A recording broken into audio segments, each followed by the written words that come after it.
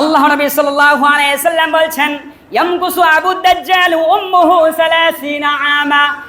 মক্কার আরব ভূখণ্ডের মধ্যে একটি পরিবার থাকবে, পিতা এবং মা দুজনের গর্ভে 30 বছর পর্যন্ত কোনো সন্তান আসবে না। 30 বছর পর্যন্ত সন্তানের জন্য তারা অপেক্ষা করতে থাকবে। যেহেতু সন্তানের জন্য অপেক্ষা করবে 30 বছর, তাহলে নিঃসন্দেহে বোঝা যাচ্ছে গর্ভের মাধ্যমেই দাজ্জালের আত্মপ্রকাশ হবে। এবং 30 বছর পরে কি হবে?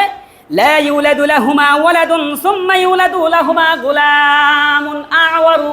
30 বছর পরে একটি সন্তান হবে, ওই সন্তান হবে অন্ধ এবং কানা হিসেবে জন্মগ্রহণ করবে।